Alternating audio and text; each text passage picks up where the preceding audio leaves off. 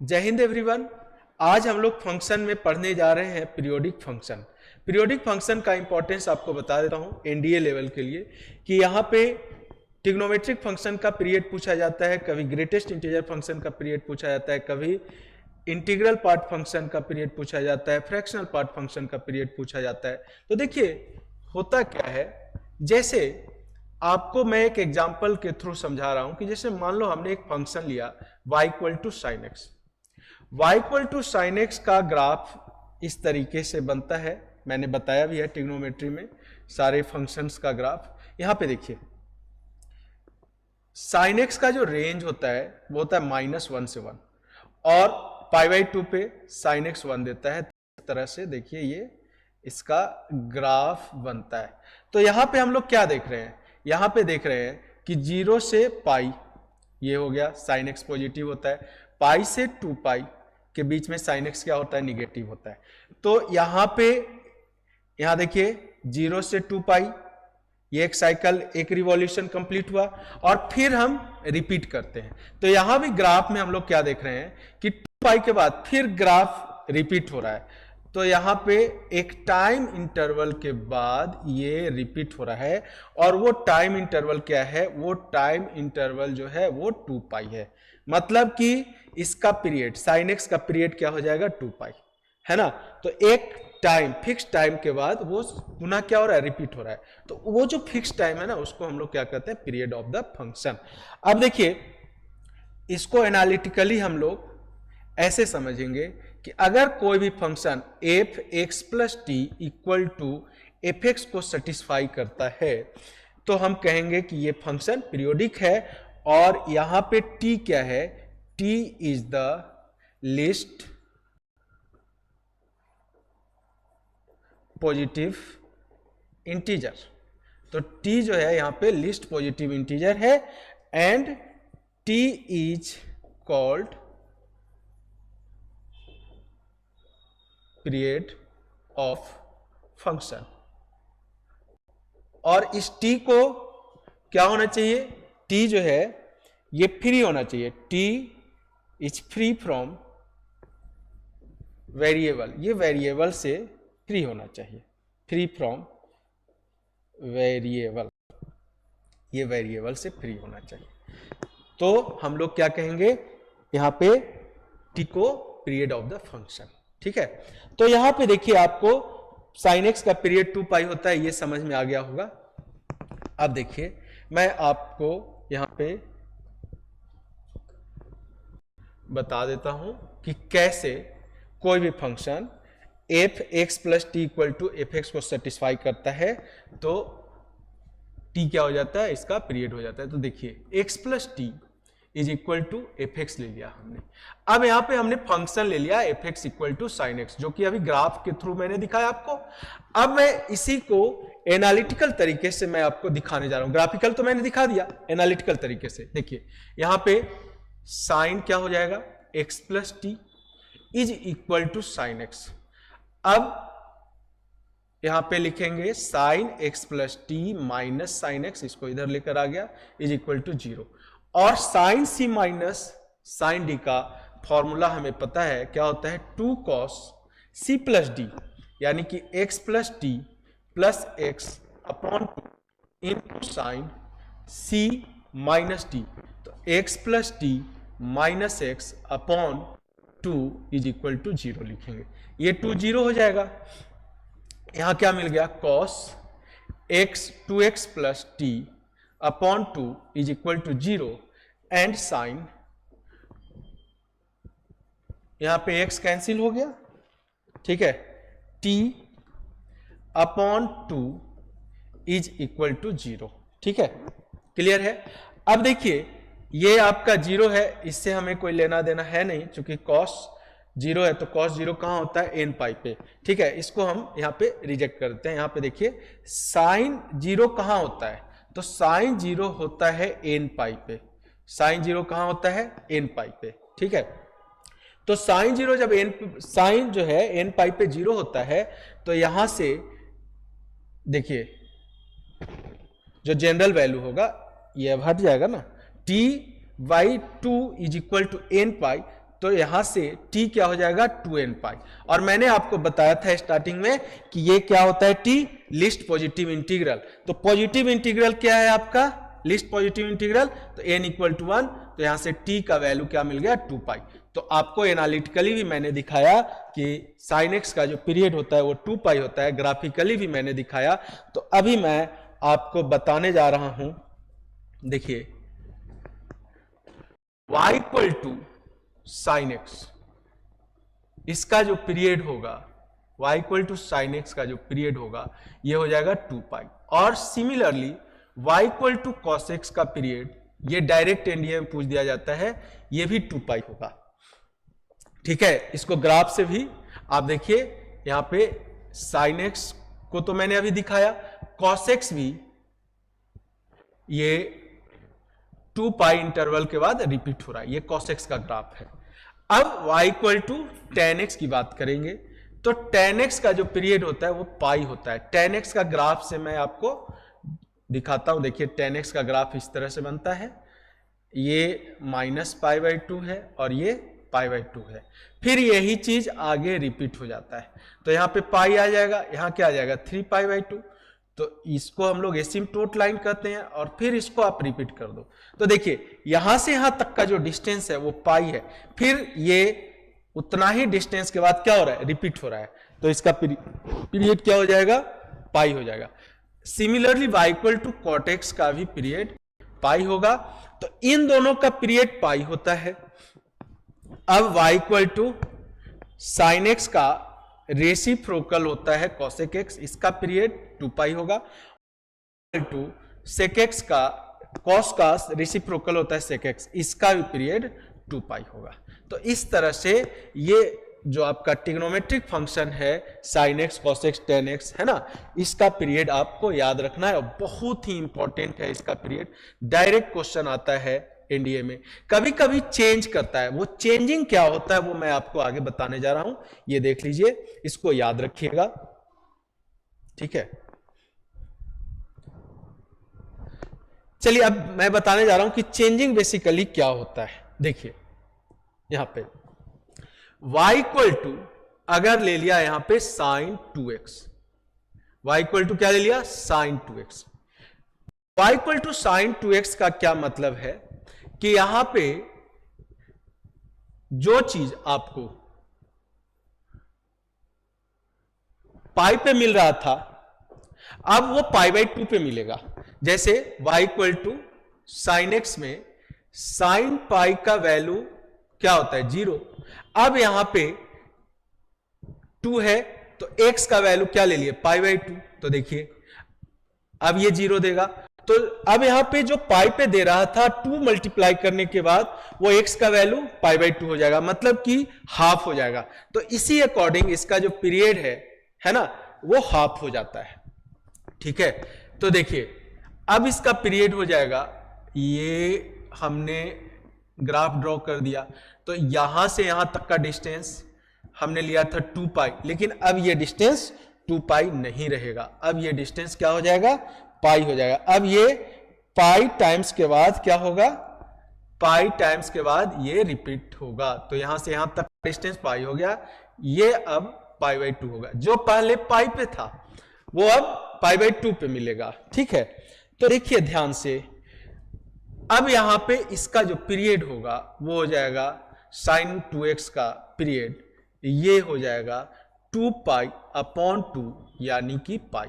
तो क्या देख रहे हैं यहां पे, अगर कोई नंबर यहां पे मल्टीप्लाई होता है तो उसका जो मेन फंक्शन है साइन का पीरियड, अगर मान लो यहां पे 2 पाई है और यहां 2 मल्टीप्लाई हो रहा है तो पीरियड को 2 से डिवाइड कर देंगे, तो यहां पे पीरियड क्या आ गया पाई। अब इसी तरीके से देखिए साइन यहां पे 4x ले लेते हैं, आपको कुछ नहीं करना है, हम जानते हैं कि साइन x का पीरियड कितना होता है 2 पाई, तो आपको क्या करना है 4 से डिवाइड कर देना है, तो अब इसका पीरियड हो जाएगा π/2।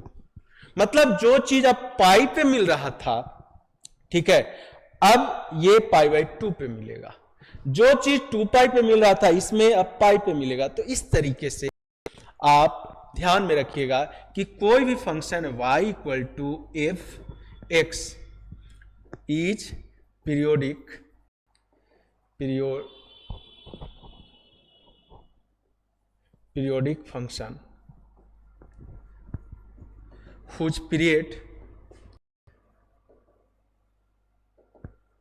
is pi, whose period is pi, पाई नहीं, यहां पे इसको तो टी लेना पड़ेगा क्योंकि जनरल ले रहे हैं, whose period is टी, ठीक है। Then function y equal to f a x is also periodic. अब यहां देखिए a क्या हो गया, यहां पे मल्टीप्लाई हो गया, तो अब पीरियोडिक रहेगा, लेकिन उसका पीरियड क्या हो जाएगा, whose period is t upon, जो यहां पे नंबर क्या हो रहा है, मल्टीप्लाई हो रहा है, उसके पॉजिटिव नंबर से डिवाइड कर देंगे। यहां पे निगेटिव हो या पॉजिटिव हो, आपको यहां पे पॉजिटिव से डिवाइड करना है, क्योंकि पीरियड कभी निगेटिव नहीं होता। अब देखिए और भी एग्जांपल मैं लेता हूं, यहां पे y equal to cos minus x upon 3 है, ठीक है, y equal to cos minus x upon 3 है, तो इसका जो पीरियड होगा, तो सबसे पहले आपको कॉस का पीरियड देखना होगा। कॉस का पीरियड क्या होता है, कॉस का पीरियड जो होता है वो होता है 2 पाई, और डिवाइड किससे कर रहे हैं, यहां पे -1/3 से, तो -1/3 के मॉड से हम डिवाइड कर देंगे, तो ये ऊपर चला जाएगा, और मॉड है तो पॉजिटिव देगा, इसका पीरियड क्या हो जाएगा, 6 पाई। इस तरह से आपको याद रखना पड़ेगा, ठीक है। तो यहां पे जब मल्टीप्लाई होता है तब पीरियड चेंज होता है, फंक्शन पीरियोडिक होता है। अगर यहां पे कुछ ऐड होगा, सब्ट्रैक्ट होगा, या बाहर से कोई मल्टीप्लाई होगा, डिवाइड होगा, तो उससे पीरियड पे फर्क नहीं पड़ता है। सिर्फ इसका जो डोमेन है उसमें कोई नंबर आपको मल्टीप्लाई दिख रहा है, तो आपको क्या करना है कि यहां पे जो उसका एक्चुअल पीरियड है उससे उस नंबर को डिवाइड कर दें, ठीक है, जैसा कि हमने एग्जाम्पल से आपको बताया। अब देखिए थोड़ा और भी एग्जाम्पल हम यहां पे ले लेते हैं। देखिए y इक्वल टू, अगर हमने लिखा साइन x प्लस 3, तो यहां पे ये नंबर ऐड हो रहा है, ये नंबर ऐड हो रहा है, तो ये शिफ्ट करेगा साइन x कहां पे, x एक्सिस पे, बट यहां पे पीरियड से फर्क नहीं पड़ेगा। तो यहां पे देखिए इसका जो पीरियड होगा, इसका पीरियड हो जाएगा 2 पाई। लेकिन अगर हमने लिखा y equal to sine 3x minus 5, तो इससे तो कोई फर्क नहीं पड़ रहा है, लेकिन यहां पे 3x में क्या हो रहा है, मल्टीप्लाई हो रहा है, तो इसका जो पीरियड होगा, तो साइन का पीरियड क्या होता है, साइन का पीरियड होता है 2 पाई अपॉन 3, ये आ जाएगा, ठीक है, क्लियर है। अब देखिए, अब मैं आपको एक चीज और आगे बताने जा रहा हूं कि जैसे y इक्वल टू अगर साइन स्क्वायर x दिया रहेगा, ठीक है, तो यहां पे साइन स्क्वायर x हो गया, पावर इसका क्या हो गया, इवन हो गया, तो पहले पीरियड इसका क्या था, पहले जो पीरियड था इसका वो क्या था 2 पाई। तो अब जब पावर इवन हो गया तो अब निगेटिव क्या हो जाएगा, पॉजिटिव, और ये ग्राफ थोड़ा सा सप्रेस हो जाएगा, क्योंकि अब वैल्यू भी चेंज हो जाएगा, तो यहां पे इसका जो पीरियड होगा वो हो जाएगा पाई, है ना। अब देखिए ये कुछ ऐसे होकर कुछ ऐसे इसका ग्राफ बनेगा, और ये रिपीट होगा पाई टाइम्स के बाद। तो मैं यहां पे आपको लिखवा देता हूं, इसको अच्छे से नोट कर लीजिए कि the period of sine to the power n x cos to the power n x sec to the power n x cosec to the power nx is pi when n is even, n अगर even होगा, and 2 pi is when n is odd। तो ये आप ध्यान में रखिएगा। जैसे आपसे पूछ दे कि y equal to sine cube x का पीरियड क्या होगा, तो इसका पीरियड 2 पाई होगा, और अगर पूछ दे y equal to sine to the power 4x का पीरियड क्या होगा, तो इसका पीरियड पाई होगा। तो ये सब पॉइंट आप याद रखेंगे तो क्वेश्चन डायरेक्ट बन जाएगा आपसे, ठीक है। चलिए अब tan की बात करेंगे हम लोग। तो y equal to tan to the power nx or cot to the power nx is periodic whose period is pi, whose period is pi for any value of n। ठीक है, n के किसी भी वैल्यू के लिए इसका period पाई होगा। जैसे y इक्वल टू अगर आपसे कहता है कि tan स्क्वायर x का पीरियड बताओ, तो भैया ये भी पाई होगा, और y equal to tan cube x का भी पीरियड पाई होगा। ठीक है, क्लियर है। अब यहां पे देखिए, जैसा कि मैंने आपको बताया कि f ax का पीरियड, अगर एफ एक्स का पीरियड क्या है, टी है, तो एफ एक्स का पीरियड हो जाए टी अपॉन मॉड ए। अगर y इक्वल टू यहां पे ए एफ एक्स हो गया, तो बाहर से कुछ मल्टीप्लाई हो रहा है, तो इसका पीरियड में कोई चेंजिंग नहीं होगा। y equal to a f x plus c है, तो यहां बाहर मल्टीप्लाई है, यहां पे ऐड हो रहा है, पर फिर भी पीरियड में कोई चेंजिंग नहीं होगा। अगर y equal to F X और यहां पे हमने b मल्टीप्लाई कर दिया प्लस सी, कुछ ऐसे है, तो यहां पे पीरियड जो होगा इसका t अपॉन जो पीरियड फंक्शन का होगा, ठीक है, उसमें a से मॉड a से क्या कर देंगे, डिवाइड कर देंगे। ठीक है, क्लियर है। चलिए, एक बार क्वेश्चन पूछा गया है, जहां तक मुझे याद है 2019 में। अब आपको मैं बता देता हूं क्वेश्चन क्या था। इस तरह से था कि कोई फंक्शन y है और यहां पे आपको दिया हुआ था 3x अपॉन 2, इस तरह से दिया हुआ था। अब यहां पे नंबर थोड़ा सा डिफरेंट हो सकता है, और दूसरा फंक्शन था, इसको y1 ले लिया, y2 ये था cos 4x अपॉन 5, कुछ ऐसे था दूसरा फंक्शन। अब एक क्वेश्चन में यहां पे 3 क्वेश्चन बना था, 3 क्वेश्चन एराइज हुआ था, उसमें y1 का पीरियड पूछ दिया, तो पीरियड ऑफ y1, तो पीरियड ऑफ y1 हो जाएगा, देखिए चूंकि साइन का पीरियड होता है 2 पाई, और इसको डिवाइड किससे कर देंगे, इसको डिवाइड कर देंगे 3/2 से, तो क्या हो जाएगा, ये 4 पाई अपॉन 3 हो जाएगा। तो ये इसका पीरियड हो गया। अंडरस्टूड है। अब y2 का पीरियड क्या होगा, तो पीरियड ऑफ y2, तो y2 का पीरियड हो जाएगा, चूंकि cos का पीरियड होता है 2 पाई। ठीक है, अब cos का पीरियड होता है 2 पाई, तो इसको डिवाइड किससे करेंगे, 4/5 से, तो ये हो जाएगा 5 2 जा 10, इसको कैंसिल आप कर सकते हो, तो 5 पाई/2 आ जाएगा। ठीक है, अब एक क्वेश्चन इसमें और बना था, ये क्वेश्चन 1 बना, क्वेश्चन 2 बना, और इसमें जो थर्ड क्वेश्चन बना था वो था कि पीरियड ऑफ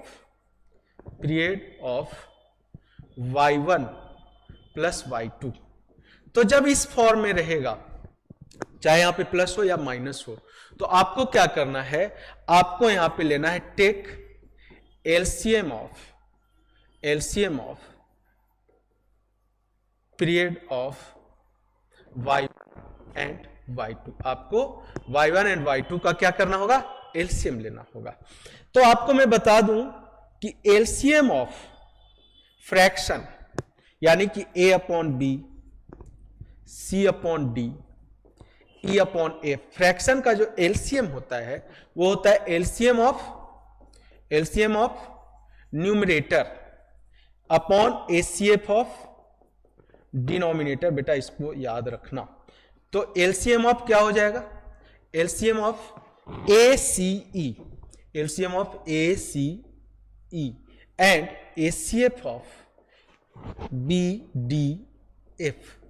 तो यहां पे देखिए, अब period of y1 plus y2 है, तो आपको क्या होगा, एलसीएम ऑफ, तो यहां पाई तो कॉमन है, तो एलसीएम ऑफ न्यूमरेटर क्या है, न्यूमरेटर है आपका 4 एंड 5, 4,5 हो जाएगा, एंड एसीएफ ऑफ डिनोमिनेटर आपका 3,2। तो देखिए 3,2 का एसीएफ जो है 1 मिलेगा, और 4,5 का एलसीएम जो है वो 20 मिलेगा, तो 20 हो गया यहां पे। तो पीरियड इसका जो है, इसका पीरियड, ये आपको मैं दूसरे कलर से लिख देता हूं, क्योंकि पाई कॉमन है, तो इसका पीरियड हो जाएगा 20 पाई। तो इस तरह से क्वेश्चन पूछा गया है 2019 एनडीए में और बाद में भी पूछा गया है। तो आप ध्यान रखिएगा, कभी कभी एक क्वेश्चन पूछा हुआ है इस तरीके से, एक्स का कोफिशिएंट ले लिया, तो मैंने इतना क्वेश्चन इस पे प्रैक्टिस करवा दिया, तो मुझे नहीं लगता है कि आप भूल जाएंगे, आपको याद रखना है। ठीक है, क्लियर है? अब आगे देखिए, ये तो ट्रिग्नोमेट्रिक फंक्शन से रिलेटेड हो गया। आपको मैं कुछ एक्सेप्शनल एग्जांपल बताने जा रहा हूं। देखिए, अगर आपसे पूछेगा कि y equal to sine x का पीरियड, मॉड साइन एक्स का पीरियड क्या होगा, तो मॉड साइन एक्स का जो ग्राफ बनता है बच्चों, देखिए मॉड साइन एक्स का ग्राफ इस तरह से बनता है। ये तो साइन एक्स का ग्राफ है, मॉड जब लग जाएगा तो निगेटिव पॉजिटिव हो जाएगा, तो ये वाला जो पार्ट है ना, ये वाला पार्ट जो डिनोमिनेटर, जो एक्स एक्सिस के नीचे का जो पार्ट है वो क्या हो जाएगा, वो हट जाएगा और इसका मिरर इमेज बन जाएगा। ये वाला पार्ट हट जाएगा और इसका मिरर इमेज बन जाएगा। तो देखिए यहां पे क्या हो रहा है, ये पाई टाइम्स के बाद रिपीट हो रहा है, तो इसका जो पीरियड है, इसका पीरियड ये हो जाएगा पाई। अब ऐसे ही y equal to mod cos X का पीरियड, तो y equal to mod cos X का भी पीरियड क्या होगा, पाई होगा सिमिलरली। लेकिन एक बार एनडीए में क्वेश्चन पूछा हुआ है कि पीरियड ऑफ बहुत इंपॉर्टेंट क्वेश्चन है। देखिए मैं यहां पे स्टार लगा रहा हूं, 4 स्टार लग गया। Period of y equal to mod sine x plus mod cos X. तो जो मैंने अभी कंसेप्ट बताया उसके अकॉर्डिंग प्लस माइनस में इसका पीरियड और इसके पीरियड का एलसीएम हो जाएगा, तो इसका पीरियड पाई है, इसका पीरियड पाई है। तो अकॉर्डिंग टू कंसेप्ट जो मैंने अभी बताया, y का पीरियड क्या हो जाएगा, पाई, क्योंकि दोनों का एलसीएम क्या हो जाएगा, पाई, और पाई का एलसीएम पाई हो जाएगा। बट ये गलत है, ये एक्सेप्शनल में आ गया। कैसे? क्योंकि यहां पे देखिए y इक्वल टू, मैंने आपको स्टार्टिंग बताया था कि F x plus T equal to F x को सेटिस्फाई करना चाहिए। तो यहां पे t का वैल्यू क्या है, पाई है, लेकिन पाई बाई 2 भी इसको सेटिस्फाई कर रहा है, इसलिए ये एक्सेप्शनल क्वेश्चन है जहां पे पीरियड इस कंसेप्ट को, यहां पे कंट्राडिक्शन आ जाता है, इस कंसेप्ट को चेंज कर देता है। ठीक है, तो इसको याद रखिएगा, एनडीए में पूछा हुआ है। देखिए आप, अगर आप यहां पे y की जगह x प्लस टी लेते हैं, यानी कि t का वैल्यू पाई बाई 2 लेते हैं, तो ये मॉड साइन क्या हो जाएगा, x plus pi by 2 plus mod cos x plus pi by 2, और यहां से sine x plus pi by 2, ये किस क्वाड्रेंट में है, ये सेकेंड क्वाड्रेंट में है, तो ये दे देगा cos x, और ये माइनस में देगा, बट मॉड के अंदर है तो ये सेम वही फंक्शन देगा। इसको हम एफ एक्स लिखेंगे, तब हम कह सकते हैं कि इसका पीरियड जो है वो क्या है, पाई बाई 2 है। तो इसको याद रखिएगा, एक्सेप्शनल क्वेश्चन है।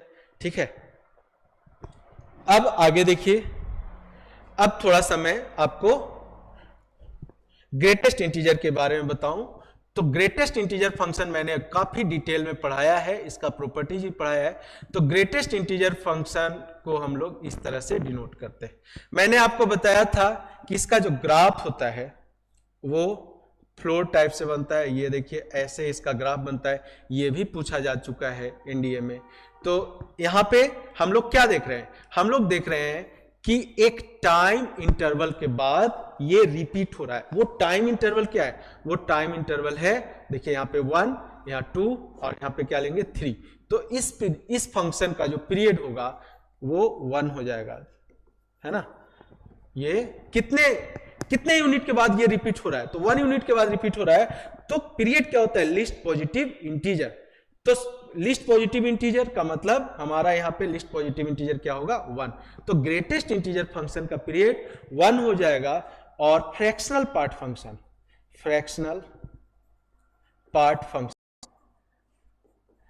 फंक्शन की बात करेंगे। तो देखिए फ्रैक्शनल पार्ट फंक्शन के बारे में मैंने बताया था, इसको कर्ली ब्रैकेट से डिनोट करते हैं। और इसका ग्राफ भी मैंने बताया था आपको डिटेल में। अगर इसका ग्राफ देखना है तो आप टाइप ऑफ फंक्शन में जाकर के देख सकते हैं। ठीक है, इस तरह से फ्रैक्शनल पार्ट फंक्शन का ग्राफ बनता है। इसका रेंज होता है 0 से 0 close bracket to open bracket 1। तो ये देखिए ये भी एक यूनिट के बाद क्या हो रहा है, रिपीट हो रहा है। तो फ्रैक्शनल पार्ट फंक्शन का जो पीरियड होगा ये 1 हो जाएगा। ठीक है, अंडरस्टूड? कोई डाउट है तो बताइए। तो इस तरह से जितना एनडीए में जितने टाइप का क्वेश्चन पूछा जाता है पीरियोडिक से रिलेटेड वो सारा मैंने डिस्कस कर दिया। ठीक है, इसके ऊपर कोई भी क्वेश्चन, इस ऊपर के लेवल का कोई भी क्वेश्चन नहीं पूछा जाएगा, वो जेई मेंस और जेई एडवांस वगैरह में पूछा जाता है। ठीक है, और यहां से जेई मेंस में भी क्वेश्चन एराइज होता है। तो इतने ही लेवल के अंदर से अभी तक क्वेश्चन आया हुआ है एनडीए में, तो आगे मुझे लगता है कि इससे बाहर क्वेश्चन नहीं पूछेगा।